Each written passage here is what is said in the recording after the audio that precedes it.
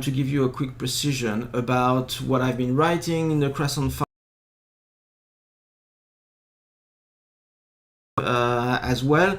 The precision is that despite my view on the weak US economy, the US economy getting weaker, I wanted to make the precision that it doesn't necessarily translate into a weaker stock market, specifically in the context of the Fed providing liquidity, access to cheaper money, and potentially go again with kind of free money again, like we had over the past maybe 10 years.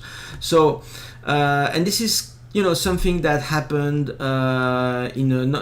in a quite recent past. For instance, if we look at the Turkish market recently, it was in 2023 and early 2024, what we can see is that we had a high period of inflation in Turkey, a weaker economy, but still the stock market going up. And why? Just because when you have debasement of currency, just like it may happen in the US with the Fed making the money much cheaper, this money and liquidity has to be parked somewhere, and one easy access to be parked and an easy access to protect liquidity with harder assets in the context of currency debasement is obviously the stock market. A very easy access. It's much harder asset than any fiat currency, because these are companies with real assets behind. And it's just to show you again that the status of the economy doesn't translate directly into a weaker stock market.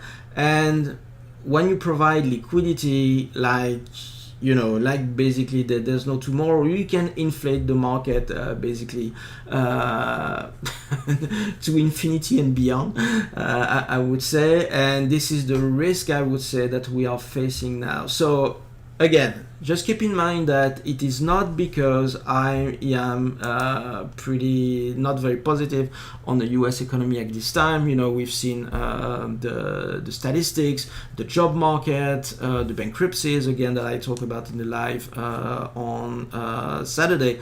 Again, it doesn't necessarily translate into a weaker stock market. And basically that's also the reason why I'm a systematic quantitative asset manager, mainly focused on trend following and momentum, just because I believe that you cannot be wrong against the market, and that's exactly what that kind of type of strategy does. So that precision being made, and my quick tech test done, I will hope to see you soon, either on the Croissant Files Live on a Saturday morning, 10:15 a.m., or the Croissant Files newsletter that is released every Monday, usually in the morning. Thank you. Bye-bye.